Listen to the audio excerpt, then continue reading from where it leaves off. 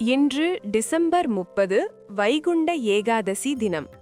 இந்த புனித நாளில் ஏன் இரவு முழுவதும் கண்விழித்திருக்கிறார்கள்? ஏன் பரமபதம் என்ற விளையாட்டை விளையாடுகிறார்கள்? இதன் உண்மையான நோக்கம் என்ன என்பதை இப்போது கேட்போம். வைகுண்ட ஏகாதசி என்பது திருமால் வைகுண்டத்தில் உள்ள பரமபத வாசல் திறக்கப்படும் தினமாக வைணவ மரபில் நம்பப்படுகிறது.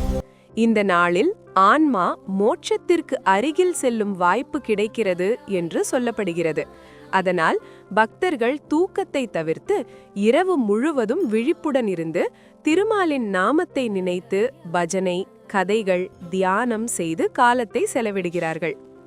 இரவு கண் விழித்திருப்பது என்பது உடலை வருத்துவதற்காக அல்ல, மனதை கட்டுப்படுத்தி ஆசை, கோபம், சோம்பல் போன்றவற்றை வெல்வதற்கான ஒரு பயிற்சி. தூக்கம் என்பது மயக்கத்தின் அடையாளம், விழிப்பு என்பது அறிவின் அடையாளம். இந்த நாளில் விழிப்புடன் இருப்பது வாழ்க்கையில் சிந்தனையுடன், நேர்மையுடன் வாழ வேண்டும் என்பதை குறிக்கிறது. இந்த நாளில் குழந்தைகள் முதல் பெரியவர்கள் வரை பரமபதம் அல்லது பாம்பு ஏணி விளையாட்டை விளையாடுவது ஒரு சாதாரண விளையாட்டாக தோன்றினாலும் அதில் ஆழமான தத்துவம் இருக்கிறது. ஏணிகள் நல்ல செயல்களை குறிக்கின்றன. தர்மம், பக்தி, உண்மை, பொறுமை போன்ற நல்ல பண்புகள் வாழ்க்கையில் முன்னேற்றத்தை தரும் என்பதை அவை சொல்கின்றன. பாம்புகள் கெட்ட செயல்களின் அடையாளம். பொய், அகம்பாவம், ஆசை, பொறாமை போன்றவை மனிதனை கீழே தள்ளிவிடும் என்பதை காட்டுகின்றன. பரமபத விளையாட்டின் இறுதி இலக்கு வைகுண்டம், அதாவது வாழ்க்கையின் இறுதி நோக்கம் பணம் அல்லது புகழ் அல்ல.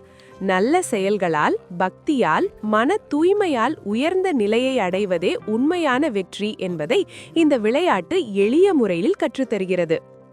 இந்த விளையாட்டை வைகுண்ட ஏகாதசி நாளில் விளையாடுவது குழந்தைகளுக்கும் பெரியவர்களுக்கும் வாழ்க்கை பாடத்தை நினைவூட்டுவதற்காக.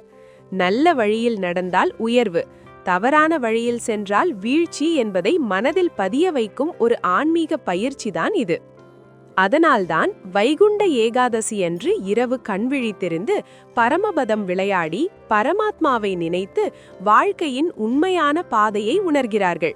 இது ஒரு நாள் கொண்டாட்டம் அல்ல, வாழ்நாள் முழுவதும் நினைவில் வைத்துக் கொள்ள வேண்டிய ஒரு ஆன்மீக செய்தி.